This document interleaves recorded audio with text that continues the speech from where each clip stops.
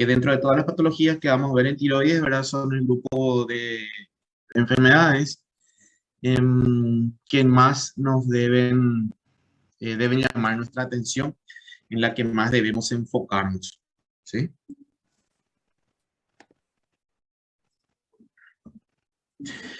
Hablando en generalidades, sin dividir, sin separar neoplasias benignas de neoplasias malignas, ¿verdad? Vamos a mencionar que los nódulos solitarios, o sea, los nódulos que están solos, que son únicos, son más probablemente neoplásicos que los nódulos que se presentan en mayor número, ¿sí? O sea, que los nódulos múltiples.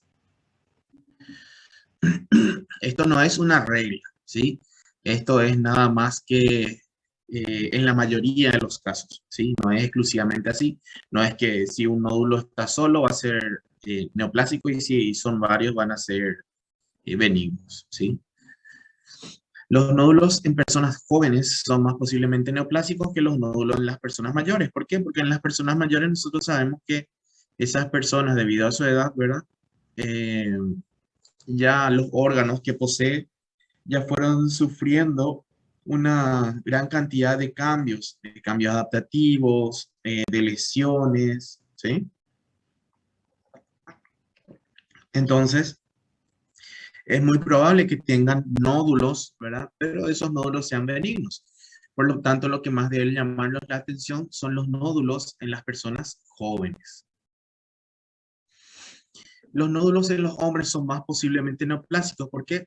Porque en las mujeres, debido, ¿verdad?, a que las mujeres tienen mucha afectación de los órganos a causa de los trastornos hormonales, entonces es muy común en las mujeres la aparición de nódulos benignos, ¿sí? Por lo tanto, los nódulos en los hombres deben preocuparnos más. Eso no quiere decir que todos los nódulos en los hombres sean malignos, ni que todos los nódulos en las mujeres, ¿verdad?, sean benignos, ¿ok? Sino que estamos hablando de la mayoría de los casos, de las generalidades, como es en general. Una historia o un antecedente de radiación en la cabeza o el cuello, ¿verdad?, de una persona se asocia a un mayor riesgo de carcinoma de tiroides, ¿sí? Entonces, todo lo que sea radiación, por ejemplo, radiación, ¿verdad?, debida a algún otro tumor, o exposición a rayos X, o exposición a tratamientos odontológicos. Entonces, todo eso va a hacer que las personas que sufrieron esa radiación tengan un mayor riesgo, ¿sí?, de padecer con el correr del tiempo, ¿verdad?, un carcinoma de tiroides. Entonces, radiación es un factor de riesgo, recuerden eso. Y ustedes saben que existe un estudio que se llama centellograma, ¿verdad?, donde se aplica yodo radioactivo ya sea a los huesos, a los órganos, ¿verdad? En este caso, si nosotros aplicamos a la tiroides, ¿verdad?, vamos a tener nódulos que se denominan calientes, que son los que captan mucho yodo, tibios, que son los que captan en cantidad moderada el yodo, y fríos, que son los que no captan yodo, ¿sí? En este caso, los nódulos calientes, o sea, los que captan bastante yodo radiactivo, son más posiblemente benignos que malignos, ¿sí? Los malignos suelen ser nódulos que se denominan fríos, ¿sí? Así. Hablando, continuando ahora con las generalidades, aún sin entrar a patologías benignas o malignas, tenemos que los nódulos solitarios tienen una incidencia del 1 al 10% en Estados Unidos, ¿sí? Eso no quiere decir que la incidencia del carcinoma de tiroides sea del 1% ni nada de eso, ¿sí? Estamos hablando de nódulos, sin separar, sin discriminar que sea benigno o maligno. Las mujeres suelen tener mayor cantidad de nódulos. Fíjense la proporción 4:1, ¿sí? Mujeres, hombres. Pero los nódulos en los hombres, recuerden que generalmente son más probablemente malignos que en las mujeres, ¿sí? Las mujeres, si bien tienen muchos, o sea, tienen una mayor incidencia de aparición de nódulos, la mayor parte de esos nódulos son benignos, ¿sí? Como dijimos, la incidencia de los nódulos en las tiroides aumenta con la edad. Esto quiere decir que es mucho más común en personas mayores. Por lo tanto, de allí viene, ¿verdad? Que debemos de observar bien, debemos tener muy presente que los nódulos en las personas jóvenes deben ser más sospechosos de malignidad, ¿sí? La mayoría de los nódulos solitarios no son neoplásicos. Entonces, allí vemos algunas patologías benignas, por ejemplo, la hiperplasia, los quistes y las tiroiditis, ¿sí? Que son patologías benignas. La mayoría no son neoplásicos cuando hablamos de nódulos solitarios. O son Professor, neoplásicos, pero sí. desculpa interromper, não sei se o senhor vai gravar, acabei lembrando só agora. Ah, ya. Gracias por hacerme recordar. Siempre me olvido. Recording in progress. Ahí está. Ok, Poxa, gracias. Bueno, y dijimos, ¿verdad? Que la mayoría no son neoplásicos. Por ejemplo, son hiperplasia, quistes o tiroiditis, ¿verdad? O si no, son neoplásicos, pero benignos, ¿verdad? Entre las neoplasias benignas que nosotros más comúnmente vamos a observar en la tiroides, tenemos el adenoma folicular, ¿sí? La relación entre, por ejemplo, una neoplasia benigna, voy a poner aquí una B de benigna, y el carcinoma, que es maligno, ¿verdad? Es de 10 a 1. Eso quiere decir que de cada 11 nódulos que encontremos en la tiroides, 10 van a ser adenoma y uno va a ser carcinoma, ¿sí? 1% o menos de los nódulos solitarios son carcinomas, para que vean la gran incidencia. El carcinoma de tiroides no es una patología muy común, ¿sí? Por lo que ustedes pueden ver. Entonces, eso deben tener presente también. ¿Cómo se clasifican las neoplasias de la glándula tiroides? Como en la mayoría de los órganos, ¿verdad? Tenemos neoplasias benignas y neoplasias malignas. Entre las benignas, la que vamos a observar más comúnmente y la más común de entre todas las neoplasias, sean benignas o malignas, es el adenoma folicular, ¿sí? Así como teníamos adenoma en otros órganos, por ejemplo, adenoma renal, adenoma hepático, ¿sí? También tenemos los adenomas foliculares. También teníamos adenomas, por ejemplo, en el intestino, ¿sí? Bueno, entonces el adenoma folicular es la patología más común de entre todas las patologías, ya sea benigna o malignas, de la tiroides. Entre las malignas, nosotros tenemos una pequeña clasificación donde un tipo es mucho más común que los otros tipos, ¿sí? Y esto ustedes deben saber, porque puede ser pregunta de examen, ¿sí? Si yo les pregunto, por ejemplo, ¿cuál es la patología neoplásica más común en la tiroides? ¿Qué me van a responder? adenoma folicular. Excelente. Y si les pregunto, ¿cuál es la neoplasia maligna más común en la tiroides? Carcinoma papilar. Carcinoma papilar, ¿verdad? Entonces, ustedes deben interpretar la pregunta, ¿sí? El carcinoma papilar tiene una incidencia del 75 a 85%. Eso quiere decir que entre 7 y 8 de cada 10 cánceres de tiroides son del tipo papilar, ¿sí? Luego tenemos el carcinoma folicular que le sigue, ¿verdad? Pero muy lejos. 1 a 2 nada más de cada 10 son carcinoma folicular. Luego, mucho más atrás, tenemos el anaplásico y el medular, ¿sí? Cada uno con el 5%. El medular 5% y el anaplásico inclusive menos al 5%. Ahora bien, para que nosotros, antes de iniciar la descripción de cada uno, nosotros debemos tener en cuenta que para hacer el diagnóstico de estas patologías benignas o malignas, debemos tener ciertos criterios. Yo les voy a ir indicando todos los criterios cuando vayamos desarrollando cada una de las patologías, ¿sí?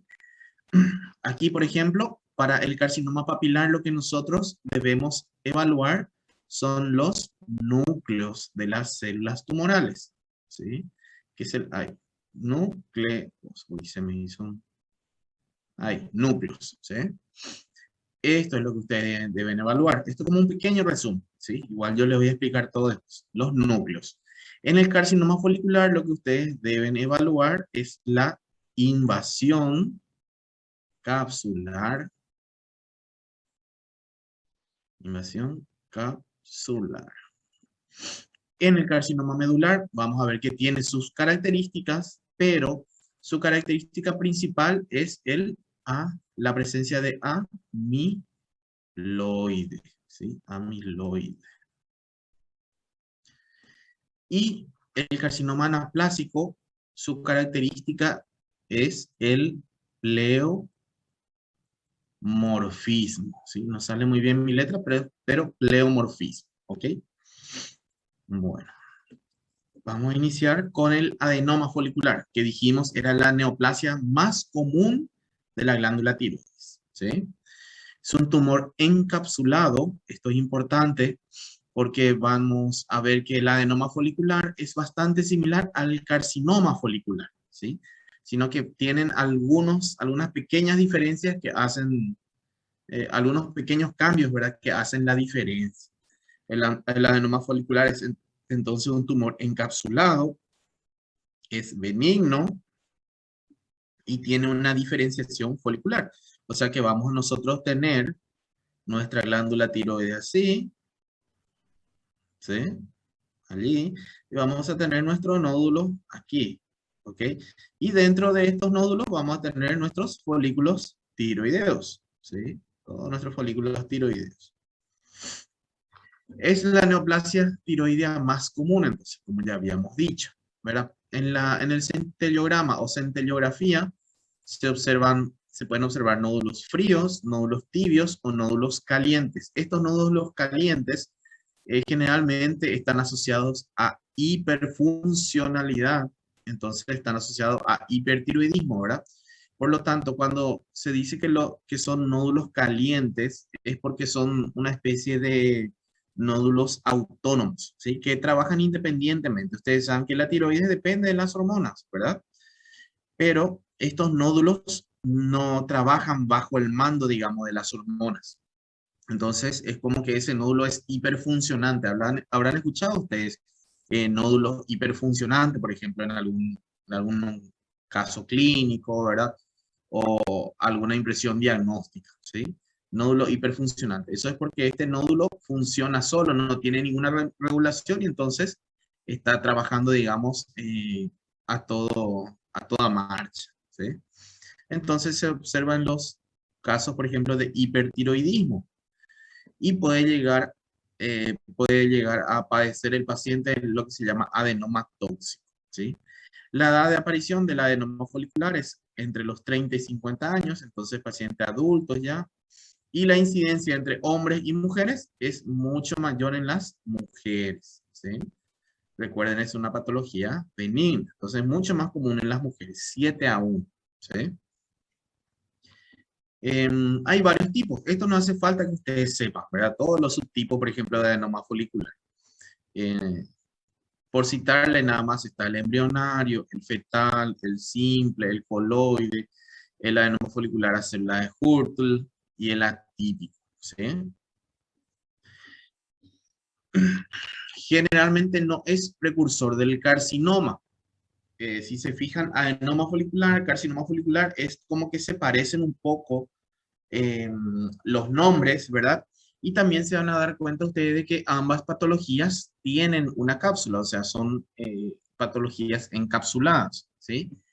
Pero eso no significa que los adenomas foliculares vayan siempre a, digamos, evolucionar a un carcinoma folicular, ¿sí? No es así. Puede evolucionar, pero no es la regla. Entonces son, dijimos, encapsulados, miden entre unos 3 y unos 10 centímetros para que vean la gran variación de tamaño que pueden tener, ¿sí? En cuanto a la macroscopía, suelen ser blanquecinos o pardos, ¿verdad? Dependiendo de la cantidad de coloide que tengan. Pueden tener áreas de hemorragia, áreas de fibrosis, áreas de calcificaciones. Esos son muy frecuentes. Entonces tienen una gran variación en cuanto a su aspecto macroscópico, ¿sí? En la centellografía, si son fríos, no quiere decir que ya sean malignos, ¿verdad? Sino que hay mayor posibilidad, ¿verdad?, de que sean malignos. El 10%, por ejemplo, de los nódulos fríos resulta que son carcinomas, ¿sí? Y si son calientes, son, como yo les dije, hiperfuncionantes y pueden producir tirotoxicosis, ¿sí? Esta es la macroscopía de un adenoma folicular. Como ustedes ven, esto es el parénquima tiroideo, ¿sí?, de tiroides. Esta es nuestra neoplasia benigna. Tiene una cápsula, como ustedes ven aquí, tiene un tejido conjuntivo que está delimitando lo que es el tumor del resto del parénquima, ¿sí? Tiene una cápsula, entonces bien encapsulado. Como ustedes pueden ver, aquí no está infiltrando así esta cápsula, esta neoplasia no se extiende así de forma irregular, sino que está bien delimitado de lo que es el parénquima restante tiroideo, ¿sí? En cuanto a su coloración, tenemos unas zonas más amarillas, un poquitito más blanquecina aquí, que pueden corresponder a zonas de fibrosis, y tenemos esta zona, ¿verdad?, donde hay hemorragia. Pero dijimos que eso es normal, ¿sí? Ahora, microscópicamente, ¿qué vamos a observar? Vamos a observar la neoplasia, y le pongo la N, ¿verdad? Si se fijan ustedes, son folículos tiroideos. Estos folículos tiroideos neoplásicos pueden ser microfolículos, ¿verdad? O sea, pueden ser pequeñitos, como estos, y bien pequeñitos. Entonces, si son pequeñitos, si son todos pequeñitos, se le denomina fetal o embriológico, ¿sí? Entonces, pueden ser pequeñitos, pueden ser normales, como en este caso, fíjense, aquí el tamaño de estos folículos y el tamaño de estos folículos, ¿sí? Normales o pueden estar aumentados de tamaño, pueden ser así bien grandes, ¿sí? Entonces pueden ser macrofolículos. La delimitación entre la neoplasia y el parénquima, voy a poner aquí PT, parénquima tiroideo, es esta cápsula que está aquí, ¿sí? Esto está delimitado. Hay una buena delimitación, ¿sí? Aquí está el parénquima tiroideo normal y aquí está la neoplasia, ¿sí? Está bien delimitado. Estas células, si ustedes se fijan, van a ver que son diferentes a estas células que vemos aquí. Tienen un citoplasma más rosado, tienen como un citoplasma granular. Entonces, estas son células denominadas de Hurtl, que es un tipo de adenoma folicular, ¿sí? Las células de Hurtl. Entonces, son de un color, el citoplasma de un color eosinófilo, bien rosado, de aspecto granular, ¿sí? Células de Hurtl. Estos son los fetales, ¿sí? Donde vemos pequeños folículos, así pequeños folículos bien chiquititos.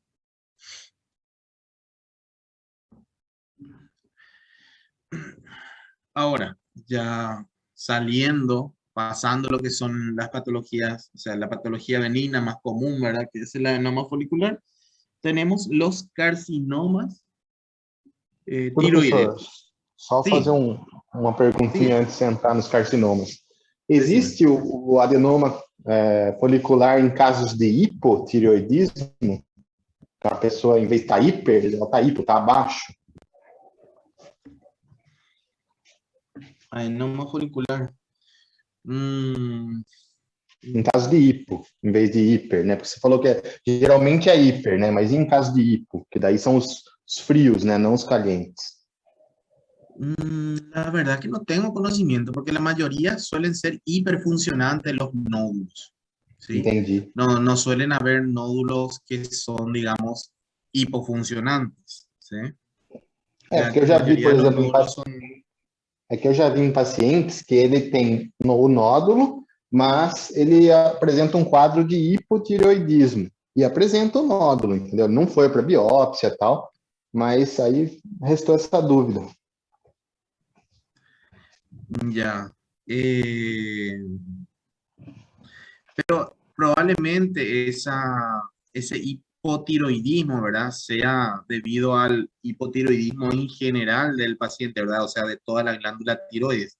No Sim, sería consecuencia simplemente a la aparición de esos nódulos, ¿entendés? entendi. Sin Uhum, embargo, cuando tenés un cuadro sí de hipertiroidismo y tenés un nódulo, ese nódulo uhum, sí es hiperfuncionante, ¿entendés? Entonces, entendi. eso es lo que hace que aparezca el cuadro, ¿verdad? De hipertiroidismo. Entonces, en esos Certo. casos lo que se hace es la cirugía, ¿verdad? Y se le retira. Si los nódulos no abarcan toda la tiroides, entonces lo que se hace es sacar un lóbulo o el istmo, ¿verdad? Dependiendo de la Aham. ubicación de ese nódulo. Sim, sim. Tá certo, muito obrigado. Dale, dale. Entonces, una vez que ahora pasamos, ¿verdad? Pasamos lo que son las neoplasias benignas. Entonces, hablamos sobre los carcinomas, ya que son las neoplasias malignas, ¿sí? Como generalidades, nosotros para la aparición de los carcinomas, tenemos que tener en cuenta que el mayor factor de riesgo para la aparición de carcinoma es la radiación, ¿sí? La radiación. Ahí, no, ahí está, radiación, ¿sí? Después aparecen, ¿verdad? Otros factores genéticos, por ejemplo, algunas mutaciones, ¿verdad? Inclusive que son hereditarias, por ejemplo, en el caso de los MEN tipo 2 o MEN tipo 1, que corresponden a mutaciones donde hay MEN significa neoplasia endocrina múltiple, ¿verdad? Donde hay múltiples alteraciones endocrinas o en diferentes órganos, ¿sí? Y eso es un trastorno genético hereditario. Entonces también puede ser eso, ¿verdad? Genético, pero el mayor factor de riesgo siempre es la radiación. Y también podemos meter aquí la deficiencia de yodo, ¿sí? Deficiencia de yodo como factores de riesgo. Por ejemplo, para el carcinoma folicular tenemos el gen RAS, ¿verdad? O sea, una mutación a nivel del gen RAS, que es lo que causaría el 50% de los casos, ¿verdad?, de carcinoma folicular. El gen RAS son unos genes, ¿verdad?, que forman un conjunto de reguladores, ¿verdad?, de todo lo que es transmisión de señales celulares, ¿sí? Entonces, mutaciones a esos niveles se ven en los carcinomas de tipo folicular, en la mitad de los casos inclusive. Después también, por ejemplo, tenemos mutaciones en el PAX8, ¿verdad? El PAX8 es un factor de transcripción, entonces también se ven, por ejemplo, en alteraciones o en carcinomas renales, en carcinomas mullerianos, ¿sí? Entonces se ven esas alteraciones en estos factores de transcripción. Y también, como vemos aquí, ¿verdad? Se puede observar en un tercio, ¿verdad? Cerca del 33% de los casos de cáncer de tiroides. Después tenemos el PPAR, ¿verdad? Que son unos genes que participan en lo que es la diferenciación celular. Entonces también se observan mutaciones, ¿verdad? En estos genes en cerca del un tercio de los casos, ¿verdad? Después, por ejemplo, en el caso del carcinoma papilar, tenemos mutaciones en el gen del retinoblastoma, ¿verdad? Tenemos también mutaciones en lo que es el gen NTRK1, o sea, son una familia, ¿verdad?, de proteinquinasas. Entonces, mutaciones en lo que es el retinoblastoma o mutaciones en esta familia de receptores de proteinquinasa tenemos también un cierto porcentaje. Tenemos, por ejemplo, después mutación en el BRAF, ¿verdad? Esto es BRAF, es un gen que codifica todo lo que es el crecimiento epidérmico, ¿sí? Entonces, los factores de crecimiento. Y allí hay mutaciones en casi la mitad, entre el un tercio y la mitad de los casos, ¿sí? El gen RAS también, por ejemplo, ¿verdad? Que habíamos ya citado aquí en el carcinoma folicular, también el 10 al 20%. No es para que sepan todo esto, sino que es para que entiendan nada más, ¿verdad? Que no es simplemente una radiación la que causa el carcinoma de tiroides, ¿sí? Sino que se dan mutaciones en diferentes genes que participan en la traducción de señal, en la recepción de señales, participan en todo lo que es codificación de proteína quinasa, participan eh, en lo que son factores de crecimiento, ¿sí? Y tenemos el medular también, por ejemplo, donde el 95% de todo lo que sean familiares, cuando hablemos de medular, vamos a ver que está el esporádico y el familiar. El esporádico es mucho más común, pero están los casos familiares, por ejemplo, donde son, digamos, hereditarios, ¿verdad? Entonces allí tenemos mutación en el gen del retinoblastoma, en el 95% de los casos, ¿sí? No de todos los medulares, sino que de los casos familiares. Y allí hay mutación, o sea, aparecen estos síndromes tipo MEN2, ¿verdad? Que son las neoplasias endocrinas múltiples. Vamos a empezar con el carcinoma papilar. Voy a volver aquí a lo que yo les había anotado. Cuando yo les dije, cuando hablamos de carcinoma papilar, ¿verdad? Lo que debemos evaluar son los núcleos, ¿sí? El carcinoma papilar es el tipo más común de carcinoma tiroideo, ¿sí? 3 de cada 4 casos son de tipo papilar, ¿sí? La edad de aparición es entre los 20 y los 50 años.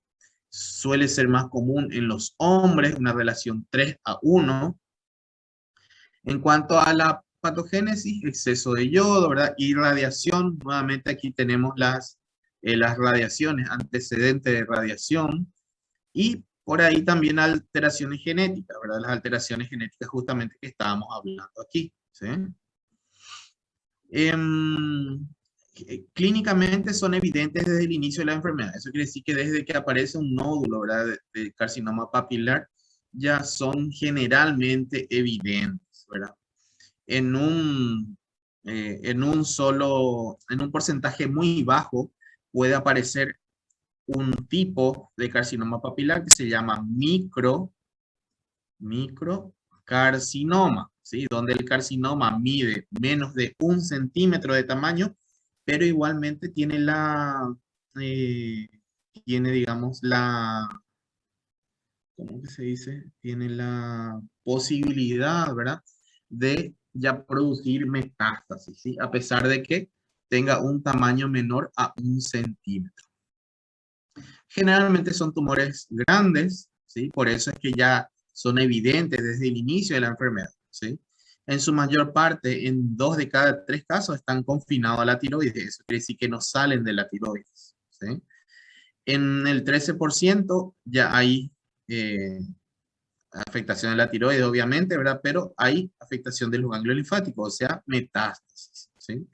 Y en un 20% se presenta en los ganglios, ¿verdad? En estos casos donde, por ejemplo, nosotros tenemos un paciente que presenta en el cuello una adenopatía, ¿verdad? Nosotros palpamos el cuello, vemos que allí hay una tumoración que es un ganglio, biopsiamos eso y nos puede salir un carcinoma papilar y nosotros le revisamos al paciente por fuera del cuello, ¿verdad? Y no tiene un cuello, digamos, el cuello aumentado de tamaño, la glándula tiroidea aumentado de tamaño. ¿Por qué? Porque puede ser un microcarcinoma, que igualmente ya puede dar metástasis, ¿sí?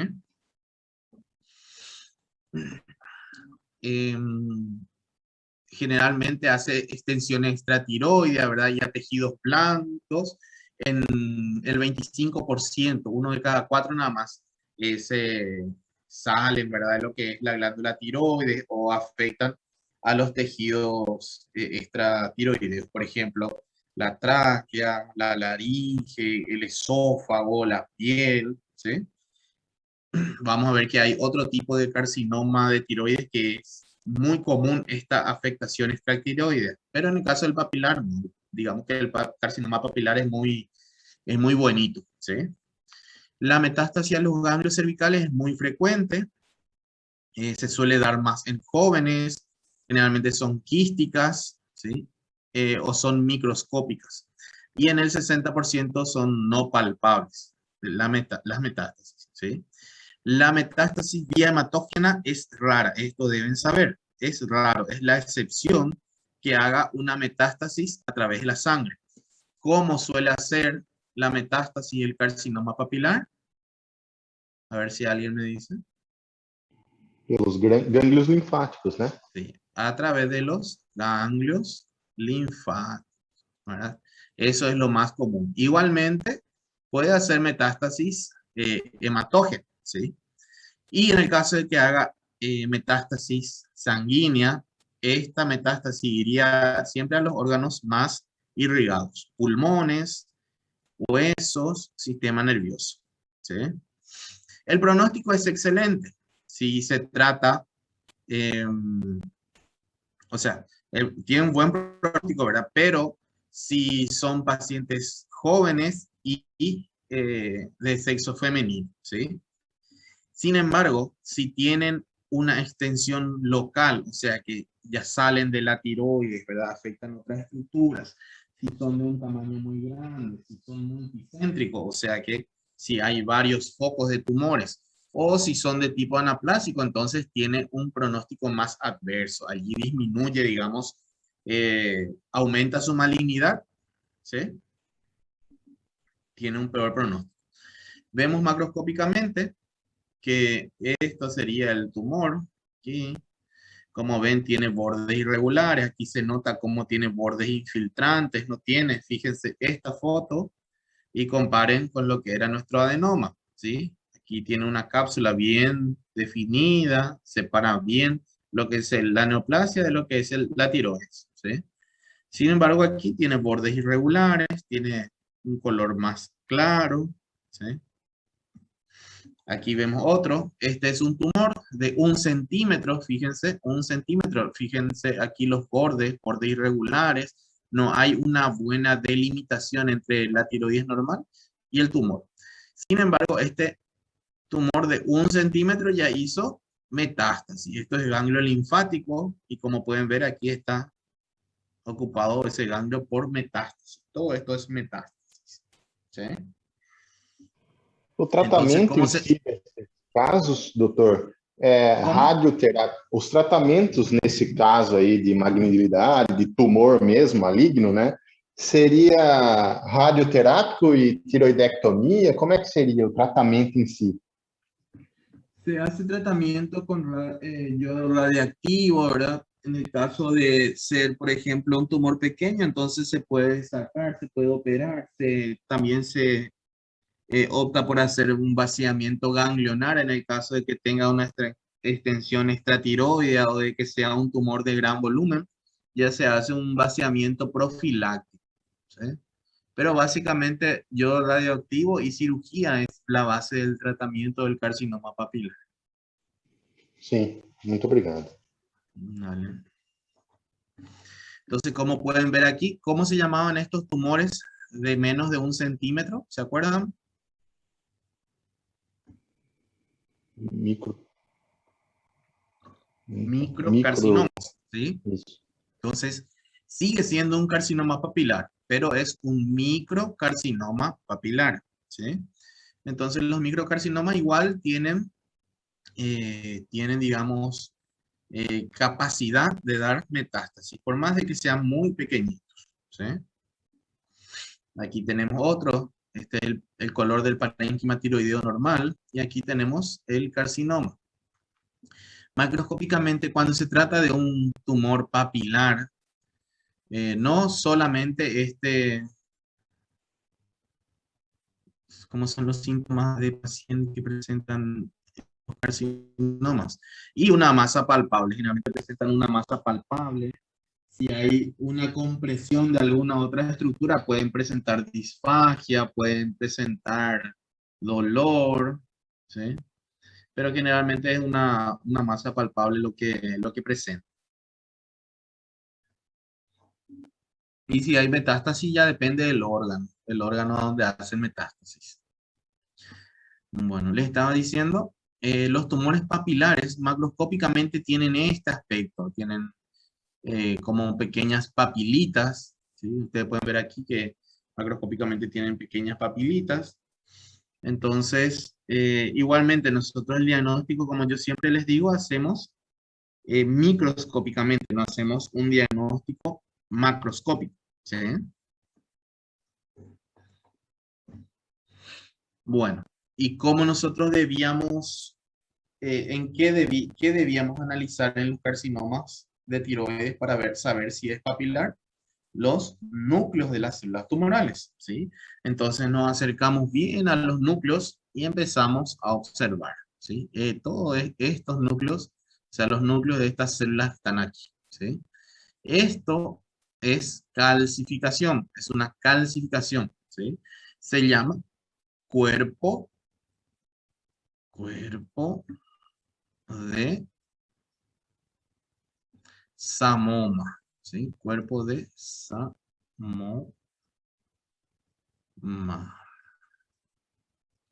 Cuerpo de Samoma. Es una calcificación y es muy común en los tumores papilares, no solamente en la tiroides. Es muy común también, por ejemplo, en los tumores papilares de ovario, en los tumores papilares renales, tumores papilares de mama. Se observan mucho los cuerpos de Samoma, ¿sí? Entonces nos acercamos, dijimos que nosotros debíamos evaluar los núcleos de las células tumorales. ¿Y qué alteraciones vamos a encontrar? Vamos a encontrar estas alteraciones, yo les voy a ir enumerando, ¿sí? Aquí vemos otro, aquí vemos otro. Estas se llaman pseudoinclusiones, ¿sí? Entonces, primer criterio, pseudoinclusiones.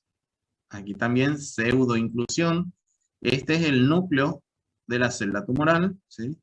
Aquí vemos otra pseudoinclusión. Aquí también vemos pseudoinclusión. Después, a ver, no veo ningún otro. Okay.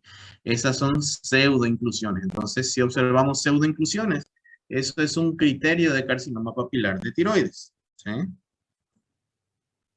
Aquí hay otra pseudoinclusión, que era nuestro número 1. Fíjense aquí, pseudoinclusión, ¿sí? Criterio número 1.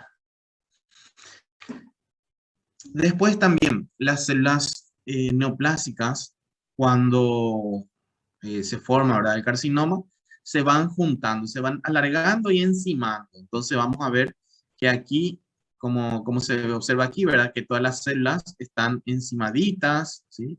Una pegadita a la otra, ¿sí? Y empiezan a aparecer, si tomamos este núcleo, por ejemplo, se forma como una pequeña división, aquí un pequeño septo, ¿sí? Está aquí también, está aquí, ¿sí? Está aquí, es un pequeño septo. Entonces, ¿cómo se llamarían estas células o estos núcleos que tienen esa alteración? Se llaman núcleos en granos de café, ¿sí? Si ustedes recuerdan, ¿verdad? En su mente, el grano de café, los granos de café son así, ¿sí? Son redonditos o alargaditos y tienen una pequeña división, un pequeño septo en el medio, ¿sí? Solo que son de otro color. Entonces, núcleos en grano de café, ¿sí? Teníamos pseudoinclusión, tenemos núcleo en grano de café, es otro criterio diagnóstico. Después, también podemos tener que los núcleos adquieren este aspecto, ¿sí? Se llama núcleo vacío, ¿sí? Entonces, núcleos vacíos, fíjense aquí, los núcleos están blancos. Eso se llama signos de o sea, núcleos vacíos, ¿verdad? Núcleo en, eh, o como hoja, ¿no?, de la huérfana Annie, ¿verdad? Núcleos en ojo de la huérfana Annie, ¿verdad? Serían, fíjense aquí los ojos de este dibujo, ¿verdad? Tiene ojos blancos, vacíos, entonces tienen ese aspecto, ¿sí? Todos son núcleos blancos, núcleos vacíos, ¿sí? Entonces, núcleos vacíos, tercer criterio, ¿sí? Después también, eh, cuando observamos, vamos a ver si se observa aquí, estas células tienen, estos núcleos tienen un aspecto, ¿sí? Un aspecto típico que se llama núcleo en vidrio esmerilado, ¿sí? Como pueden ver aquí, este núcleo no es vacío como este, ¿verdad? No es de un color blanco, pero tiene mucho parecido al esmeril, a los vidrios esmerilados, ¿sí? Entonces, estos núcleos son núcleos en vidrio esmerilado, que sería el cuarto criterio, ¿sí? Entonces teníamos pseudoinclusiones, teníamos núcleos en grano de café, tenemos núcleos como ojos de la huérfana Annie, ¿verdad? Y por último teníamos los núcleos en vidrio esmerilado, ¿sí? Son 4 alteraciones que debemos observar en los tumores para hacer el diagnóstico de un carcinoma papilar. Y también a eso le podemos agregar, ¿verdad? Aunque no sea específico, ¿verdad? Pero también en los carcinomas papilares se observan los cuerpos de Samoma, que son calcificaciones, ¿sí? Entonces aquí tenemos, ¿cómo se llaman estas estructuras que están aquí? Aquí, aquí, aquí, también aquí. ¿Cómo se llaman? Cuerpos de Psanomova. Cuerpos de Samoma, perfecto. Aquí, ¿cómo se llama esta estructura? Nuevamente, cuerpo de Samoma, ¿sí? Son calcificaciones, recuerda. Entonces aquí vemos nuevamente los núcleos vacíos, ¿sí? Estos son núcleos vacíos. Fíjense, núcleos blancos. Acá tenemos la pseudoinclusión, esta es una pseudoinclusión. Después aquí tenemos otra pseudoinclusión. Aquí tenemos otra pseudoinclusión. Tenemos núcleo en vidrio esmerilado aquí.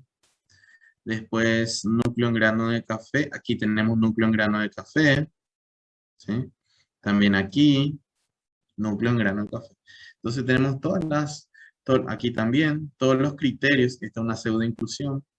Tenemos todos los criterios de un carcinoma papilar.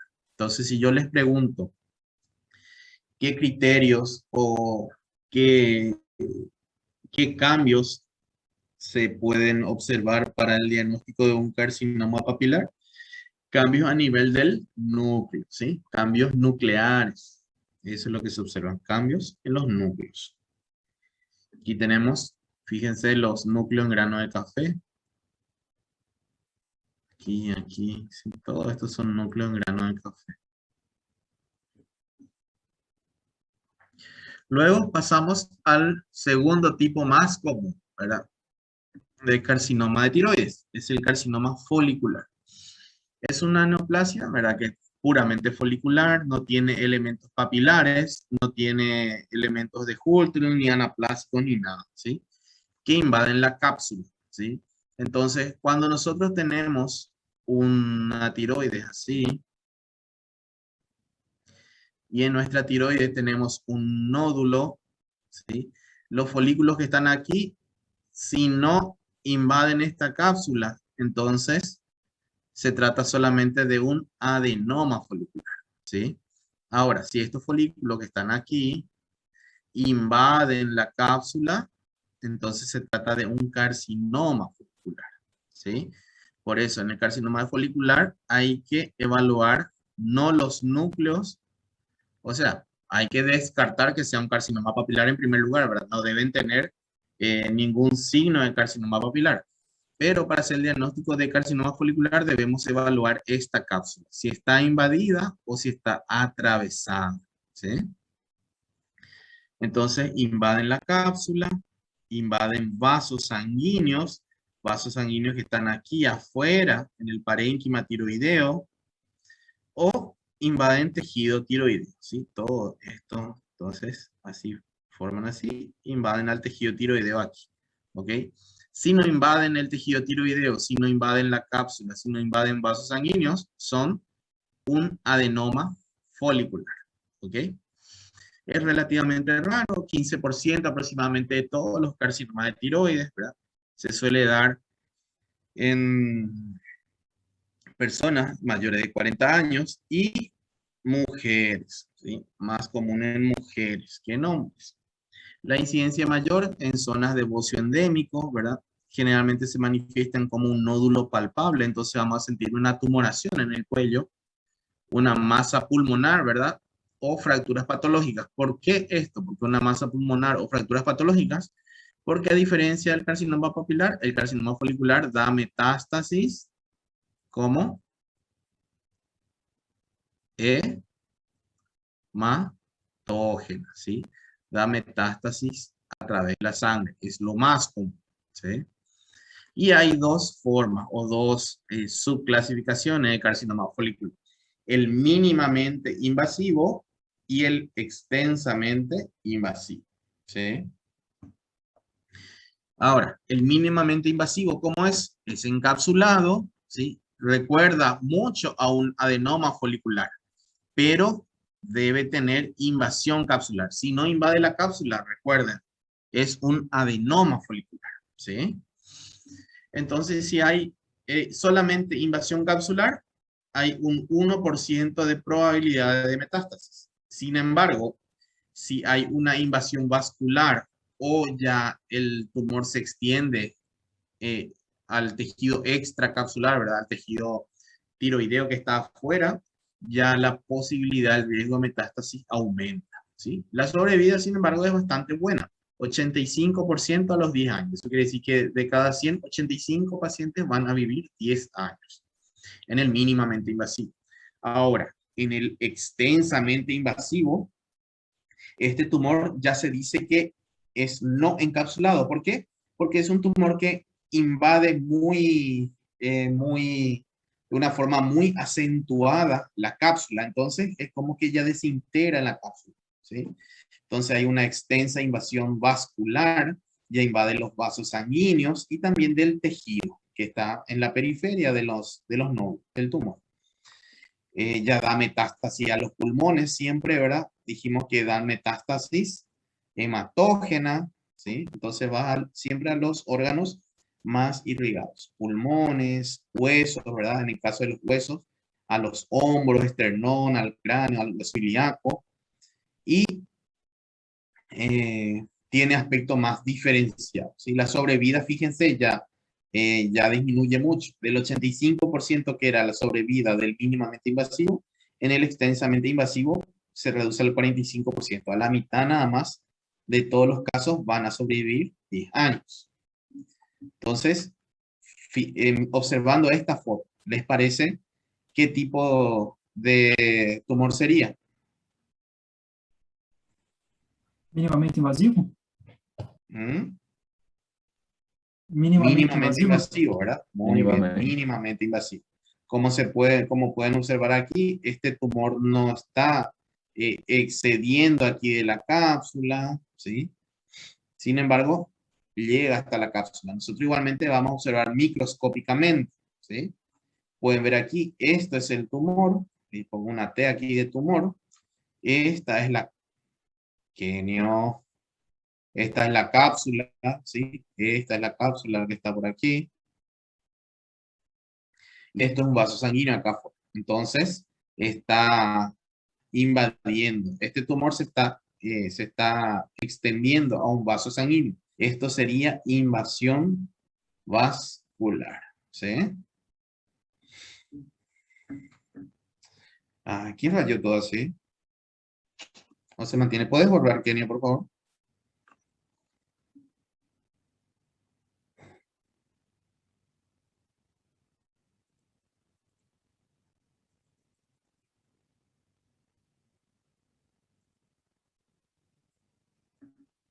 No me permite borrar esto.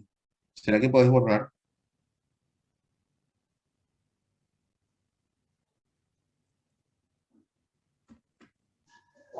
Não sei nem como faz isso daí. Me pareció que Kenio fue el que dibujó.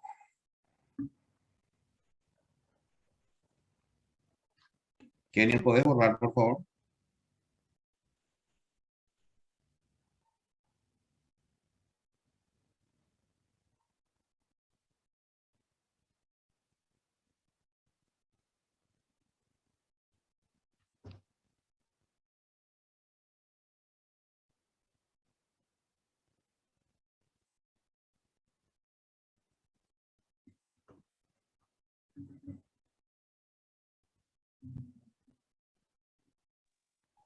Vou tentar apagar aqui, peraí.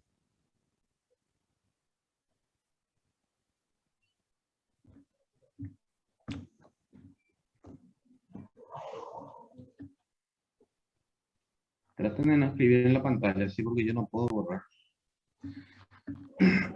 Fala que não dá para Continuamos. apagar, só quem realizou. Aquí tenemos el tumor nuevamente, ¿verdad? Esto es el tumor. Esta es la cápsula del tumor. También aquí, cápsula del tumor. Y vemos que el tumor no simplemente está invadiendo aquí la cápsula, sino que está atravesando la cápsula, ¿sí? Atraviesa toda la cápsula y está invadiendo aquí los vasos sanguíneos. Estos son vasos sanguíneos que están por fuera, ¿sí? Entonces, viendo esto, ¿qué tipo de carcinoma folicular les parece que es?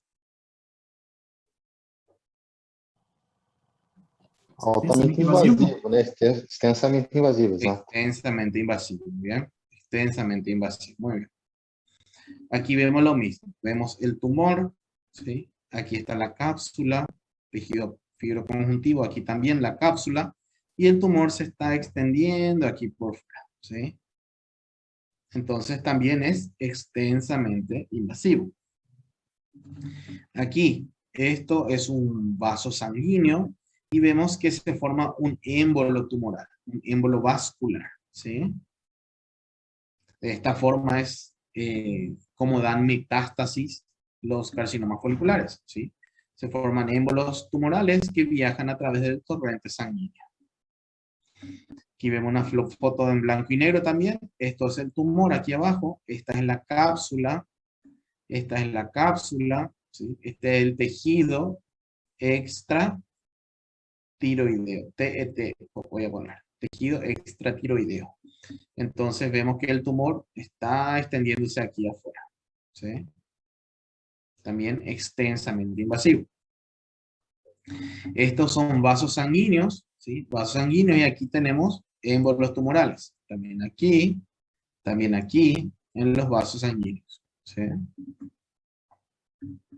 También aquí vemos eritrocitos, vemos un émbolo tumoral. También aquí vemos un émbolo tumoral, ¿sí? Dentro de los vasos sanguíneos. Bueno, continuamos. Carcinoma. Voy a salir de la presentación porque